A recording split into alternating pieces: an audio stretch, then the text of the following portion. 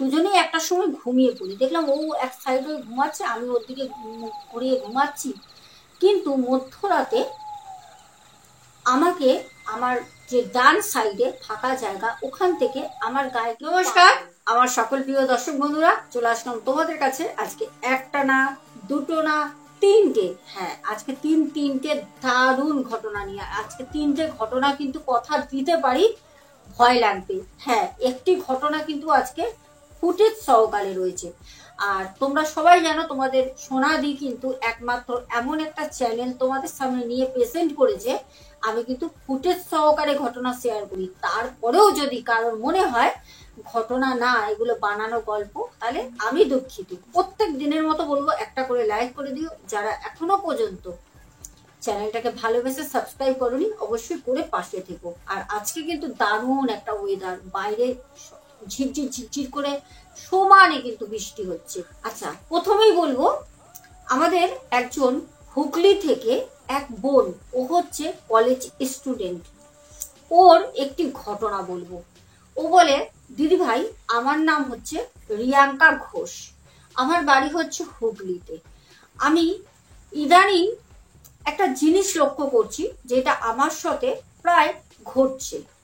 আজকে এই ঘটনাটা শোনার পর দর্শক বন্ধু, তোমরা মনে হয় বাথরুমে গিয়ে যখন স্নান করবে, তো আমার মনে হয় তোমরা কেউ চোখ বন্ধ করে মাথায় শ্যাম্পু করতে পারবে না। খুব অদ্ভুত লাগছে না শুনে, যে মাথায় শ্যাম্পু করতে পারবো না? হ্যাঁ, মাথায় শ্যাম্পু করতে গেলে আমরা প্রতি কটা মানুষ যখন মাথায় ভালো করে শ্যাম্পুটা দিই, তখন কিন্তু আমাদের চোখটা বন্ধ থাকে। বিশেষ করে যখন আমরা আমাদের হেয়ারটাকে ওয়াশ করি, তখন কিন্তু আমরা চোখটা বন্ধ রাখি, কারণ আমাদের চোখে যদি শ্যাম্পু যায় তাহলে পরে চোখটা ঝালা করবে। তাই হ্যাঁ, আজকের ঘটনার পর কিন্তু কেউ চোখ বন্ধ করে যখন মাথায় জল ঢালবে, তখন কিন্তু আমার ঘটনাটা তোমাদের মনে পড়বে। তো আমাদের বোন বলে, দিদি ভাই আমি কিছুদিন আগে একটা স্কুটি কিনি। তো স্কুটি কেনার পরে আমি এদিক ওইদিক, যেটা হয় নতুন একটা স্কুটি কেনার পর মানুষের মনে হয় যে ধুর একটু বন্ধুদের সাথে এদিক ওইদিকে ঘুরি। তো আমিও সেরকম সবার মতনই খুব আনন্দ করে এদিকে চলে যাচ্ছি, ওইদিকে আমার বান্ধবী বলছে চল না একটু গঙ্গা দিয়ে ঘুরে আসি, চল না একটু ওইখানে একটা পার্ক আছে ঘুরে আসি। তো এরকম করে বেশ খুব আনন্দ করছি। হঠাৎ করে বুঝতে পারলাম না, আমার এক বান্ধবী আমাকে বলল যে এই চল না একটুখানি গঙ্গার ধারে যাবো, আজকে আজকে না কলেজ বাঙ্ক করবো। আমি বললাম কেন, কলেজ বাঙ্ক করার কি আছে, আমরা দুটো ক্লাস করে বেরিয়ে যাব, প্রেজেন্টটা তো থাকবে। তো বললো না না, ও ভালো লাগে না, কলেজে গেলে পরে আবার বেরোতে কিরকম লাগে, আবার প্রবলেম হয়ে যাবে, তুই চল না আজকে কলেজ বাঙ্ক করে আমরা আজকে ঘুরবো। তো আমি ওর কথা শুনে বললাম ঠিক আছে। আর ও আমার খুব ভালো কাছের এক বান্ধবী। তো সেরকমই আমি স্কুটি নিয়ে রাস্তার একটা জায়গায় দাঁড়িয়ে থাকি, ও আসে। তারপর আমরা দুজনে একসঙ্গে প্রত্যেক দিনই কলেজ যেতাম, কলেজ থেকে আসার পথে ওকে সেই জায়গাটায় নামিয়ে দিতাম, বাড়ি চলে যেত, আমি আমার বাড়ি চলে আসতাম। তো সেই দিনকেও আমি গিয়ে দাঁড়িয়ে রয়েছি, ও আসলো, ওকে নিয়ে গেলাম হচ্ছে গঙ্গার ঘাটে। আমাদের ওখান থেকে গঙ্গাটা অনেকটা ডিস্টেন্স। তো যাই হোক গেলাম, যাওয়ার পর একটা জায়গা দেখে বসে আছি। বিশ্বাস করবে না, ঠিক দুপুর বেলা অনেকটা সময় ছিলাম, আবার স্কুটি নিয়ে ওখান থেকে বেরোই, কিছু খাবার দাবার কিনে নিয়ে গিয়ে একটা গঙ্গার পাড়ে একটা গাছের নিচে, বেশ ঠান্ডা জায়গাটা, বসে আছি। তো ওখানে বসে থাকার পর বেশ আনন্দ করলাম, দুজনে গল্প টল্প করছি। আমাদের দুজনেরই বয়ফ্রেন্ড আছে, ওরও আছে আমারও আছে। তো বয়ফ্রেন্ডের সাথে কথা টথা বললাম। তারপর বয়ফ্রেন্ড বললো আগেই বলতে পারতিস যে তোরা গঙ্গার ধারে যাবি, তাহলে আমিও চলে যেতাম। তো আমি বললাম না না, আমাদের কোনো প্ল্যান ছিল না রে, হঠাৎ করে এসব কথা হলো। বাড়ি চলে আসলাম। বাড়িতে আসার পর রাতের বেলা না হালকা হালকা ঝড় আসলো, বিষয়টা কিছু বুঝলাম না। তো আমার মা আমাকে বলল যে দেখ, গাড়িটা কেনার পর থেকে সমানে গাড়ি নিয়ে পাইতারা করে বেড়াস, তোর তো শরীর খারাপ হবেই, ঠান্ডা গরম লেগে গেছে। গরমের সময় হঠাৎ ঠান্ডা একটা বাতাস তো পুরো, জানো যারা বাইক বা স্কুটি চালাও, যে হাওয়াটা কিন্তু ডিরেক্ট আমাদের বুকে লাগে। তো মা বললো ঠান্ডা গরম লেগেছে, যার কারণে তোর জ্বর এসেছে।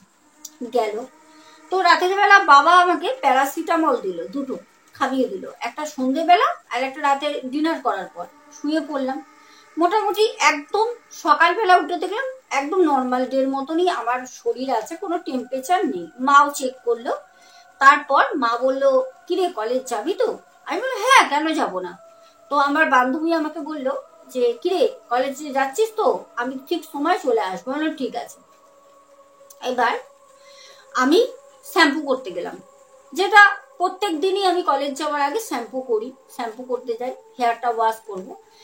আমার সাথে একটা অদ্ভুত ঘটনা ঘটলো প্রথম সেই দিন। সেটা হচ্ছে আমি স্নান করলাম যেরকম ভাবে করি, তো প্রত্যেক দিনের মতো যখন আমি মাথায় শ্যাম্পু করছি, ঠিক আছে, যখন আমি ওয়াশ করছি চোখটা বন্ধ করে, যখনই আমি চোখটা বন্ধ করে মগের মধ্যে জল নিয়ে মাথায় ঢালছি, আমার না পিঠের মধ্যে পুরো 5টা আঙুল, কি বলবো, আমার পিঠে না এরকম করে জাস্ট একবার টেনে দিল।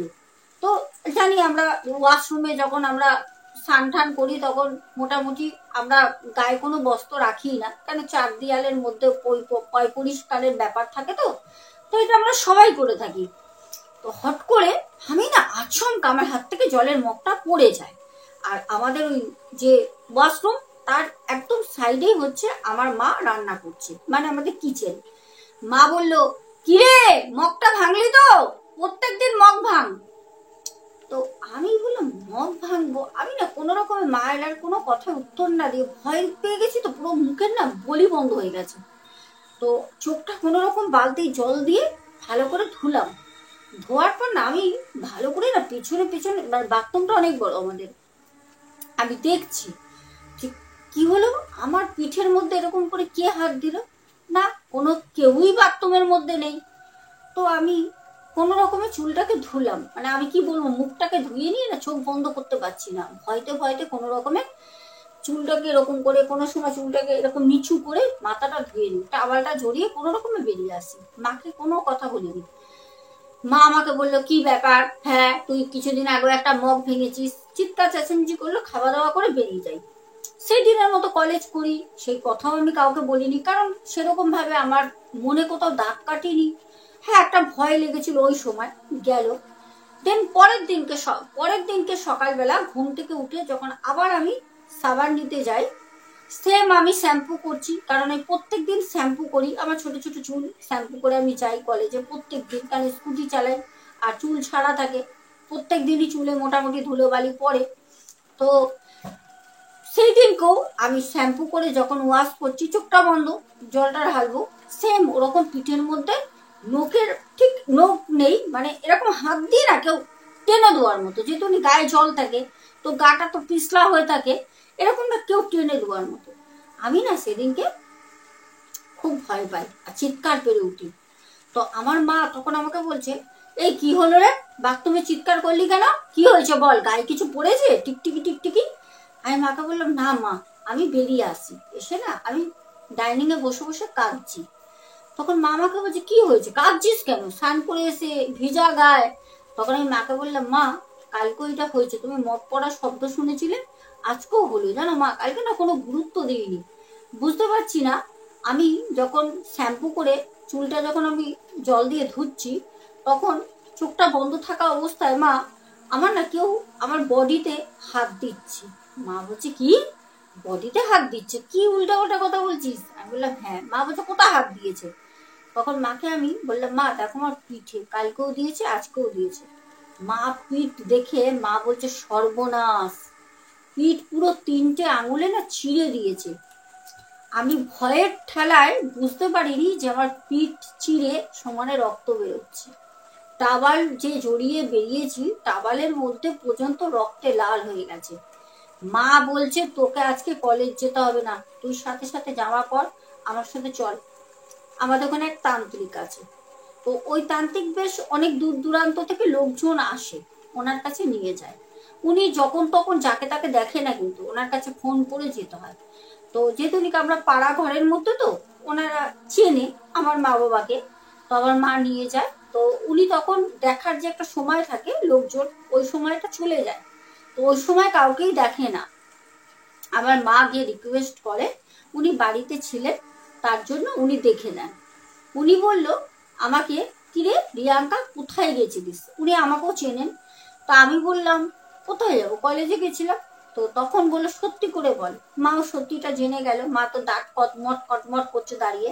আমি বলে দিই যে এরকম কলেজ বাং করে নতুন গাড়ি কিনেছি, আমাদের সাথে এমনি কোনো ছেলে ছিল না, আমি আমার বান্ধবী দুজনে মিলে গঙ্গায় গেছিলাম, হুগলি ঘাটে। তখন বললো তোরা যেখানে গেছিলিস ওখানেই কোনো আত্মা অপঘাতে মৃত্যু তার, গঙ্গায় ডুবে সেই আত্মা ওই তীরে ঘুরছিল। আর দুপুর টাইমে তোরা ছিলিস ওখানে, তখন কোনো লোকজন ছিল না। আমি বললাম হ্যাঁ, পুরো ফাঁকা ছিল, আমরা এই গাছতলায় বসে বসে গল্প করছিলাম ফোনে। তখন বলল যে সেই যে ওখানে অপঘাতে মারা গেছে, যে ঘুরছিল, সে তোর পেছনে পেছনে তোর বাড়ি আসে, তোর বাড়িতে আসে। আমি তখন বললাম আমার বান্ধবীও তো ছিল।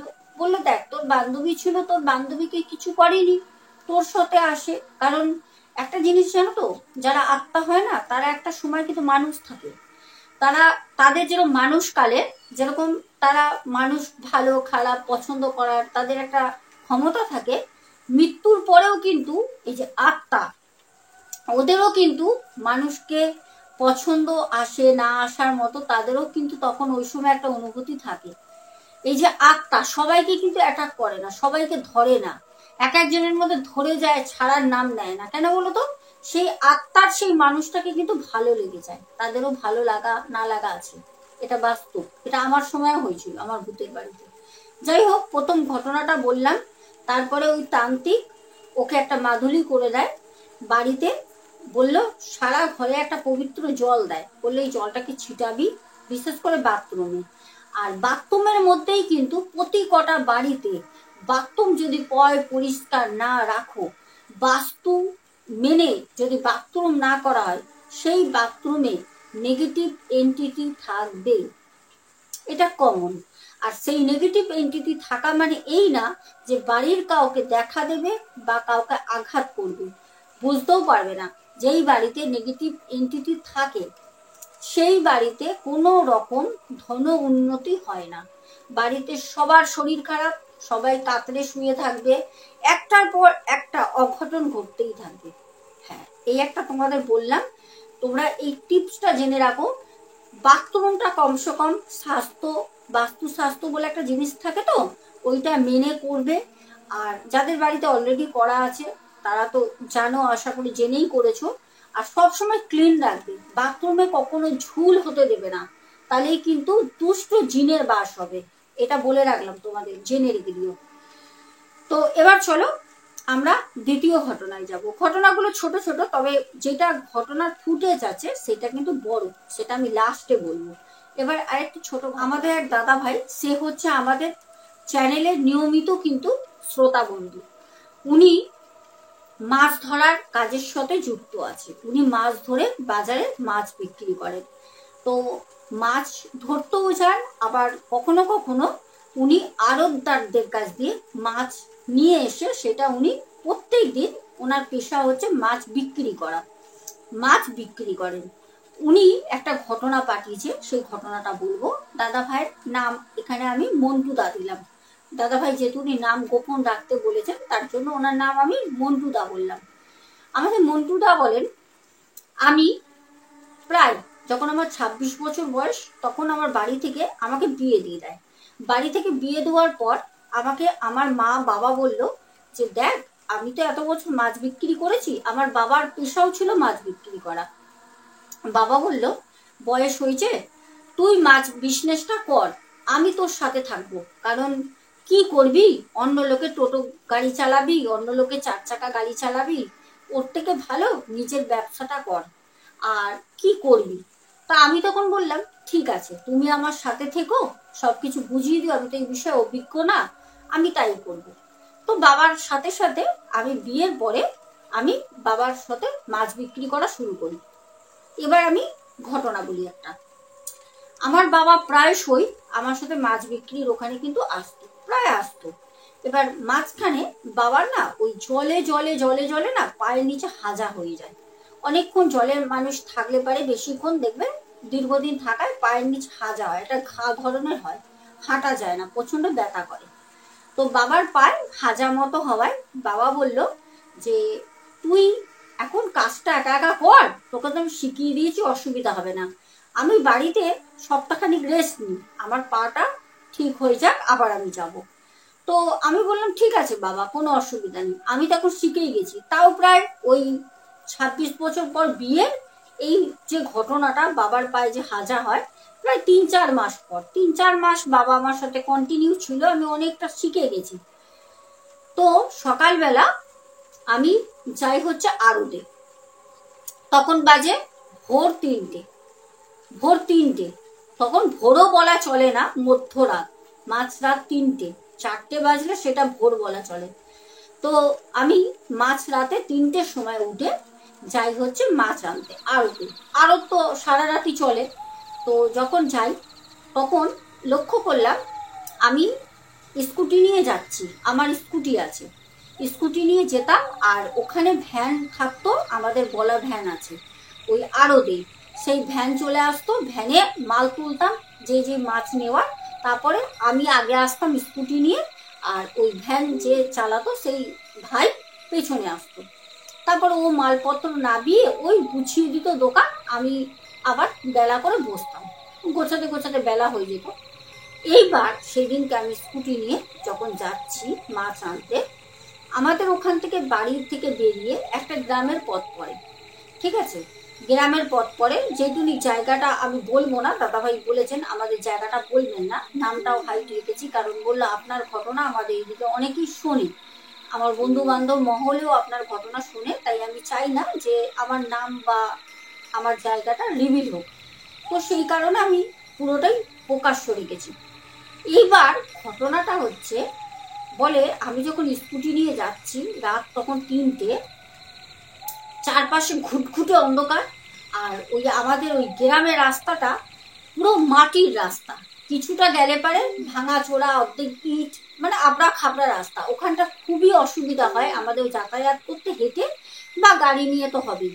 তো ওখান থেকে যাচ্ছি, বিশ্বাস করবেন না বললে, আমাদের মন্টু দাদাভাই বলে যে আমি কোনো রকমে যখন আস্তে আস্তে আস্তে আস্তে ওই গ্রামের পথ ধরে মাটির রাস্তা দিয়ে যাচ্ছি, দুপাশে শুধু জঙ্গল, দুপাশে হঠাৎ করে কিছু মনে হলো জঙ্গল থেকে, মানে রাস্তার মধ্যে এসে পড়লো, আমি কিন্তু কোনো জিনিস চোখে দেখিনি, কিন্তু এরকম একটা অনুভূতি হলো, জঙ্গলগুলো এতটাই মানে নড়ে দুলে উঠলো, মনে হলো জঙ্গলে খুব ভারী একটা জিনিস ছিল, বড় ধরনের, সে রাস্তার মধ্যে ছিটকে এসে পড়লো। কারণ আমি কাউকে পড়তে দেখিনি, কিন্তু বৃষ্টি হওয়ার কারণে কাদা জমে ছিল, মাটির রাস্তা তো কাদাটা দেখলাম আমি অনেকটা দূরে, আমার থেকে, আমি তো গাড়ি নিয়ে যাচ্ছি, আমার থেকে কিছুটা দূরে রাস্তার মধ্যে কাদা জল জমে রয়েছে, দেখলাম কিছুই নেই, কিন্তু কাদা জলটা ছিটকে উঠলো, মনে হলো যেরকম গাড়ির ভারী চাকা, বা যদি কেউ ওর মধ্যে ঝাঁপিয়ে পড়ে, যেটা হয় আর কি, ওরকম কাদা ছিটকালো। আমার গাড়ির আলোতে সামনে হেডলাইটের, আমি কিন্তু ওটা লক্ষ্য করি, কিন্তু আমি কিছু মনে করিনি, পাশ কাটিয়ে চলে যাই, কারণ আমাকে আড়তে যেতে হবে, আমার ভ্যান দাঁড়িয়ে রয়েছে, তাড়াহুড়ো করে, এদিকে ফোনও করছে, আমি চলে যাই। যাবার পর আমি আড়তে প্রত্যেক দিনের মতো মাছ নিয়ে আমি ওখান থেকে আবার চলে আসি, পেছনে ভ্যান যে চালায় সে আসে। তো যাই হোক, আমি মাছ বিক্রি করে কিছু মাছ, সেদিনকে খুব দামি কিছু মাছ, যেটা আমার বাড়ির আমার মা আমার বউ খেতে ভালোবাসে, আমি সেই মাছটা পাই, সেটা হচ্ছে পার্শে মাছ।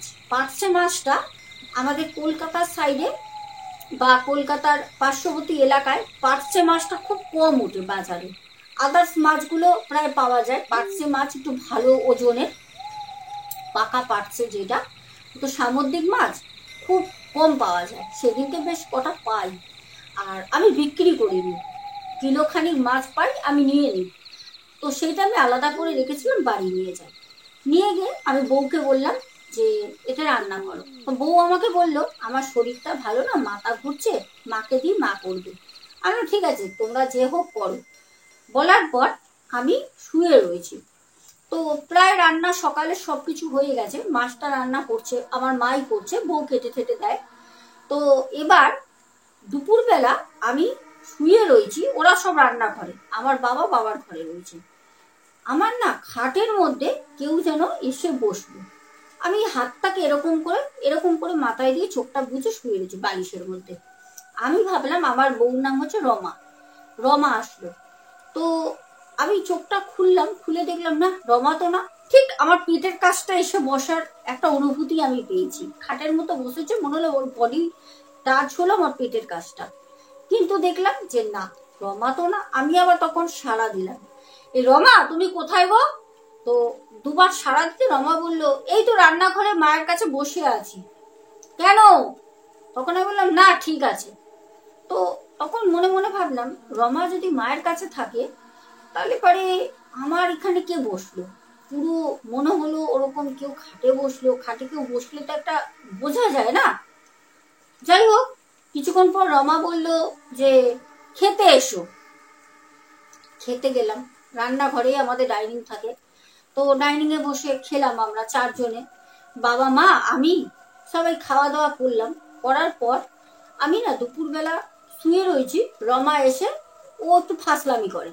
তো আমাকে বলছে, কি ব্যাপার তুমি কথা বলছো না কেন? এরকম আমাদের মধ্যে কথা হচ্ছে। আমি রমাকে বললাম, রমা ইয়ার কি করো না, আমার শরীরটা ভালো লাগছে না।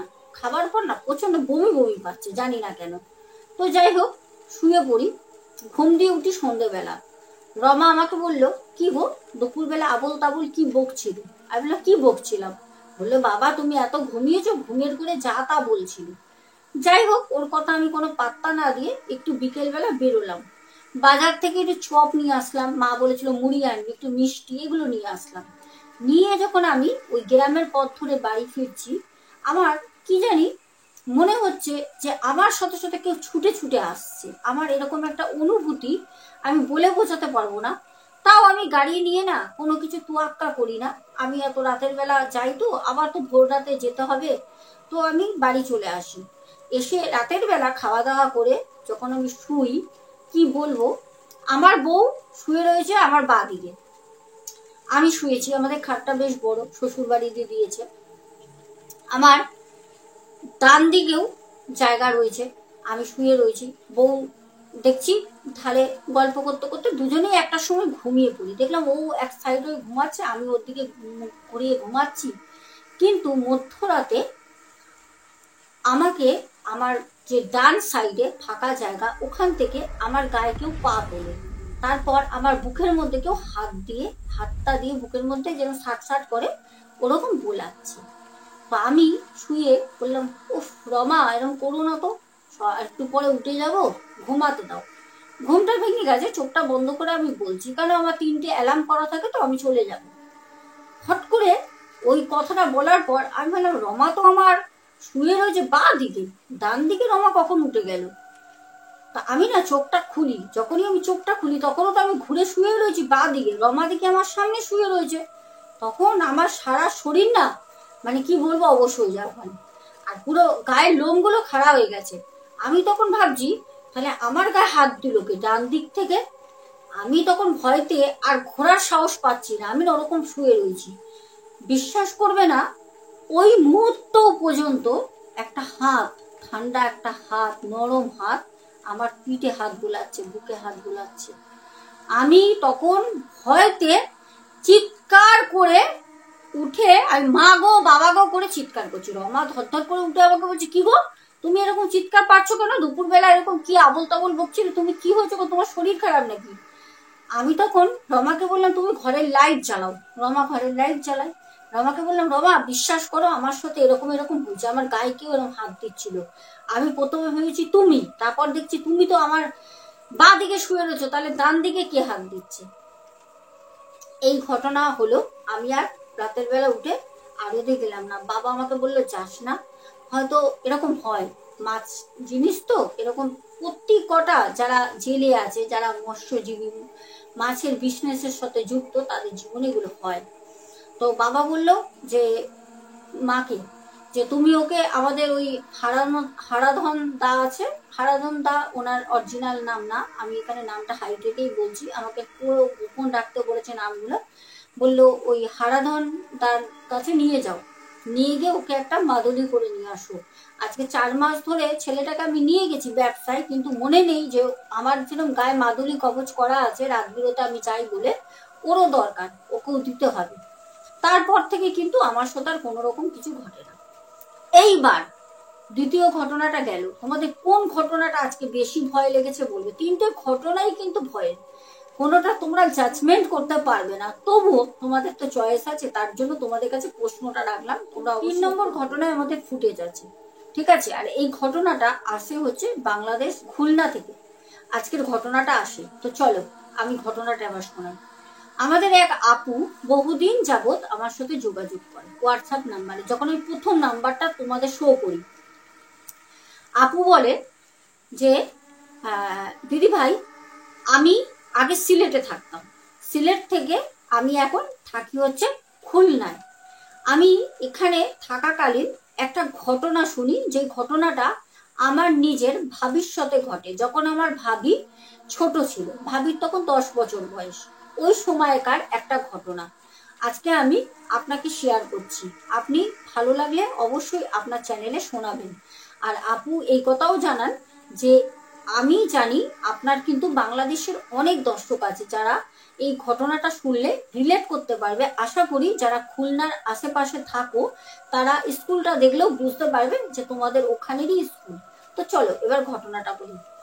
আমাদের আপু ঘটনাটা পাঠায়, আর স্কুলের যে ফুটেজটা নেয় সেটা হচ্ছে দুদিন আগে যে ঈদ গেল, ঈদের পরের দিন। আপু বলছে সেদিনকে আমি আমার হাজবেন্ডের সাথে একটু ঘুরতে বেরোই।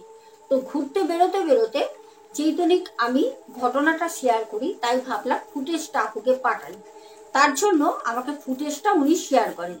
বলে যে স্কুলটা তোমরা দেখতে পারবে, ঘটনার মধ্যে একটা জায়গাকে বারবার জুম করে দেখানো হচ্ছে, একটু ভালো করে লক্ষ্য করবে।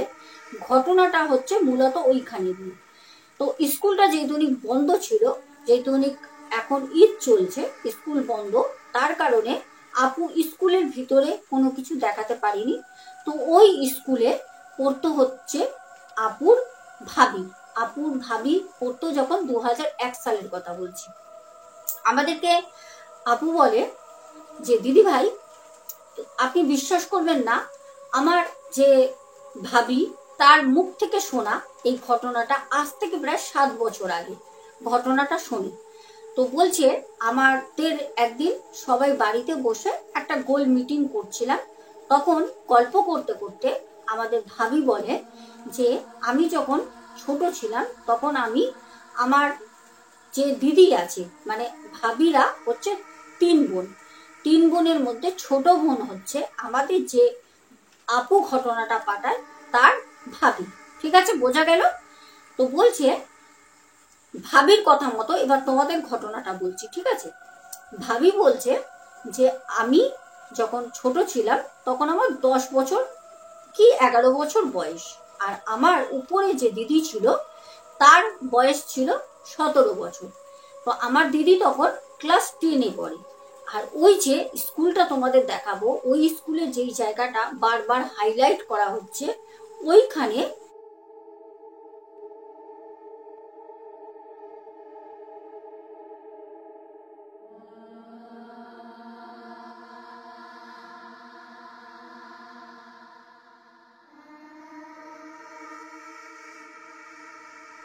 একজন টিচার থাকতো।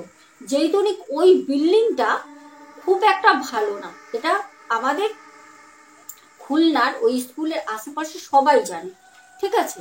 তো যেহেতু ভালো না, তার জন্য ওই স্কুলে যত ক্লাস টিচার রয়েছে তাদের থাকার জন্য ওইখানে কিছু বিল্ডিং করা ছিল, কিন্তু ওই স্কুলের কোনো টিচার ওইখানে থাকতো না, কারণ কেউ ওখানে টিকতে পারতো না। কিন্তু একজন টিচার ছিল যার কাছে আমাদের যে ভাবি ঘটনাটা বলে, ভাবির যে বড় দিদি ছিল সে পড়তো ওখানে। প্রায় অনেক বছর ধরে পড়তে পড়তে ওই ভাবির বড় দিদির সাথে ওই টিচারের খুব ভালো একটা রিলেশন হয়। যখন কোনো খাবার করতো তখন বলতো এই খেয়ে যাবি, এই তরকারি করেছি নিয়ে যা, এরকম একটা সম্পর্ক হয়ে যায়। আর ওই টিচার শুধু একা থাকতো, ওই টিচার ছাড়া ওখানে কিন্তু কেউ ছিল না। এবার ঘটনাটা হচ্ছে আমাদের ভাবি বলে আমাদের আপুকে বলছে যে আমি ঈদের পরের দিনকে অনেক দিন হয়ে গেছে তো যাওয়া হয় না বলে আমার যে বড় দিদি পড়তো, বড় দিদি বলল যে বোন চল ওই টিচারের বাড়ি যাব। আমার দিদি আমাকে নিয়ে ওই টিচারের বাড়ি যায়। তখন কিন্তু এখন যে দেখবে স্কুল বিল্ডিংটা এত বড়, তখন এত বড় ছিল না, এত বিল্ডিং ছিল না, তখন গাছপালা অনেক ছিল। মূলত একটি কক্ষ ছিল স্কুলের, আর পুরোটাই গাছপালা ছিল। আর ওই যে বিল্ডিংটা ওটা তো পুরনো, তোমরা দেখলে বুঝতেই পারবে। তো এবার যখন স্কুলের গেট খুলে ঢুকি তখন দেখলাম একজন চাচা সে ঘাস কাটছে তার ছাগল বা গরু খাওয়ানোর জন্য। ওখানে অনেক ঘাস হয়েছে, গাছপালা ভর্তি তো। আর স্কুলও তখন রোজা, ওই সময়ও রোজা চলছে, যেই সময় কিন্তু এই আপুর যে ভাবি যায়, তো স্কুল বন্ধ ছিল। এবার বলছে সেই চাচা দেখলো আমরা যাচ্ছি, তো আমরা চিনি তাকে, সে আমাদের ওখানেই থাকে স্থানীয়, তো আমরা চলে গেলাম। যখন গেলাম তখন দেখলাম ওই টিচারের যে ঘরটা রয়েছে ঘরের দরজাটা হাট করে খোলা। তখন আমার বড় দিদি যেহেতু ওই টিচারের কাছে পড়তো, তো দিদি আমাকে বলল যে বোন চল দেখি কোথায় আছে। দিদিমণি দিদিমণি করে অনেকবার ডাকলো, দিদিমণির কোনো সাড়া নেই, কিন্তু ঘরের দরজাটা খোলা রয়েছে। তখন আমাকে আমার বড় দিদি বলল, জানিস তো বোন, আমার মনে হয় ছাদের সিঁড়িতে, ছাদের যে গেটটা রয়েছে সেটা খোলা। বলছে ছাদের গেটটা খোলা আছে তো চল, মনে হয় বাড়িতে কোনো গেস্ট এসেছে, কেন ঈদ চলছে, ও মনে হয় উপরে ছাদে নিয়ে গেছে। তখন ভাবি বলছে, যে আমাদের যে আপু ঘটনা শেয়ার করে তার ভাবি তখন বলছে যে হ্যাঁ দিদি ঠিকই বলেছিস, তাহলে মনে হয় ছাদে আছে, ছাদে চল। বলছে সিঁড়ি দিয়ে সোজা ছাদে চলে যাই। ছাদে গিয়ে দেখলাম ছাদের উপরে গেট খোলা, কিন্তু ছাদে ঢুকেই দেখলাম একজন মহিলা দাঁড়িয়ে রয়েছে, যে সাদা রঙের একটা নাইটি জাতীয় একটা কিছু পরে রয়েছে। আর তার চুলটা বেশ লম্বা, চুলটা ছাড়া। আর সে একদম পাশে জঙ্গল রয়েছে, ওই জঙ্গলের ওই দিকে ঝুঁকি দিয়ে নিচের দিকে তাকিয়ে রয়েছে। তার মুখটা হচ্ছে রেলিং এর বাইরে, সে তো উকি দিয়ে নিচে দেখছে জঙ্গল। তো আমাদের যে আপু ঘটনা শেয়ার করে তার ভাবির মুখ থেকে শোনা, তো তার ভাবির যে দিদি পড়তো, মানে যে নিয়ে যায় ভাবিকে, তো সেই ভাবি তখন ওই ওনাকে বলছে যে আপু আপনি আমার টিচারকে দেখেছেন?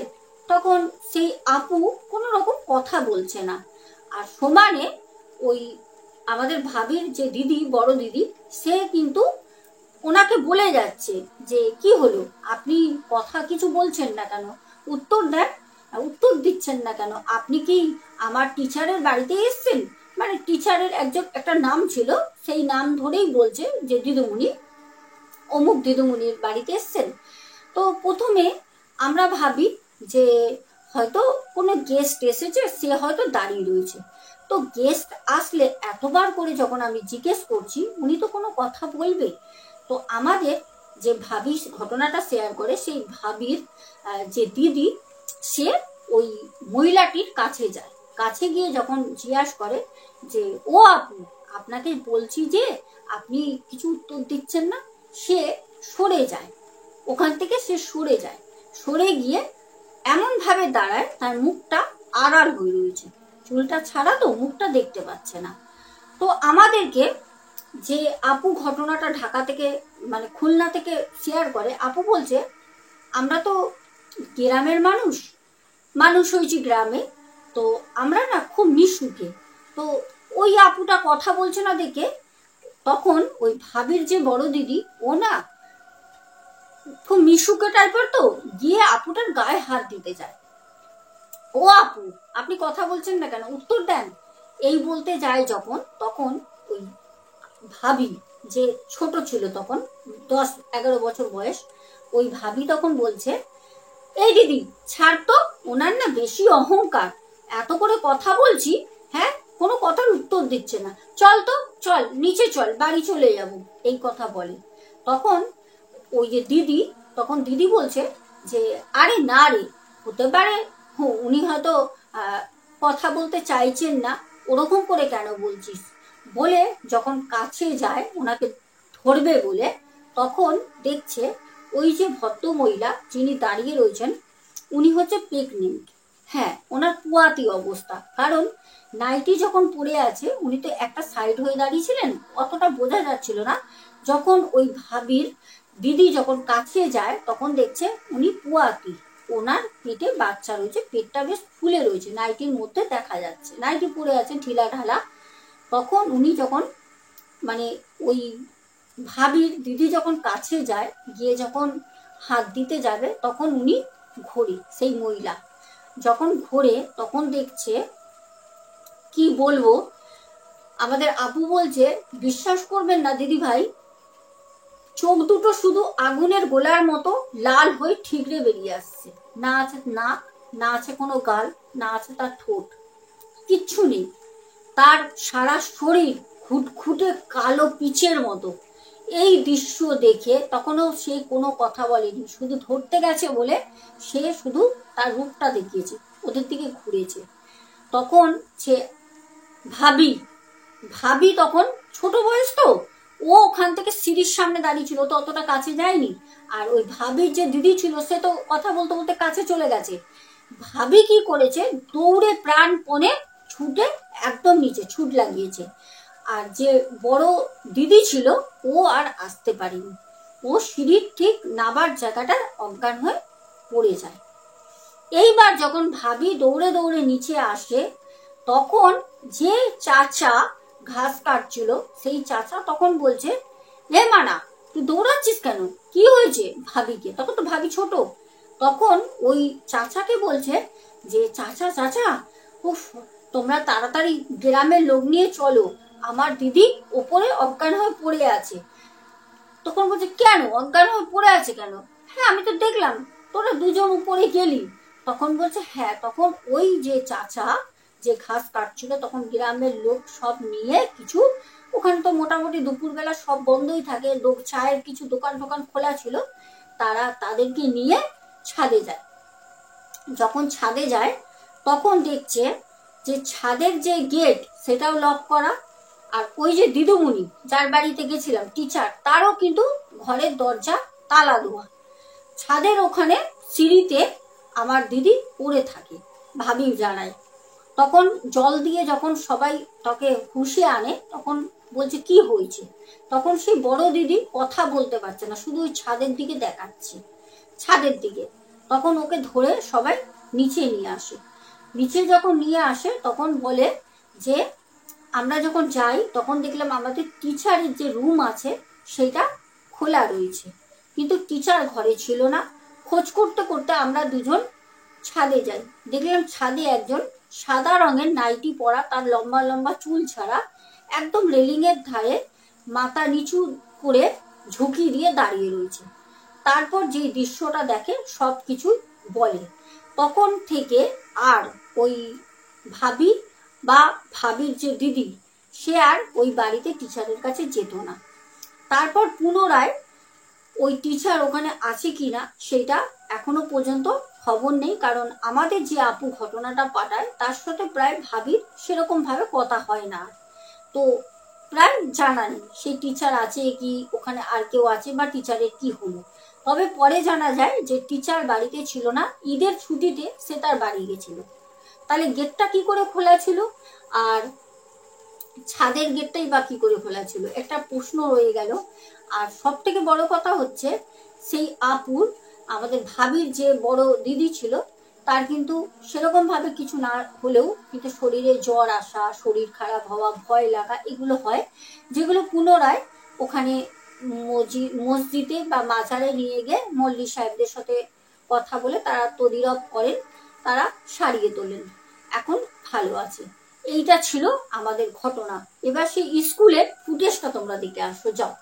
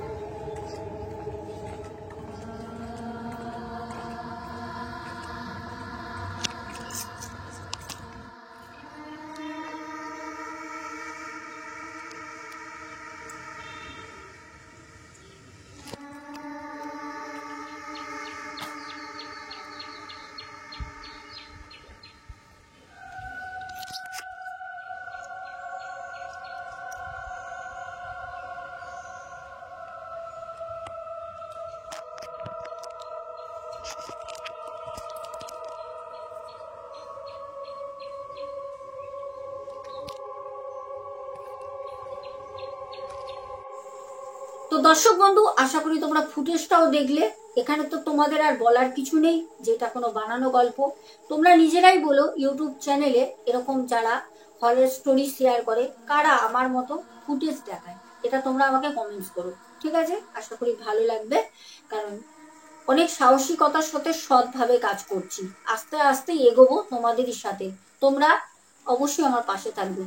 স্ক্রিনে দেওয়া নাম্বারে আমার সাথে যোগাযোগ করো, ঘটনা শেয়ার করো। সবাই খুব ভালো থেকো। দেখা হবে আগামীকাল ঠিক রাত 10টায়। আজকের মতো টাটা, গুড নাইট। চলো।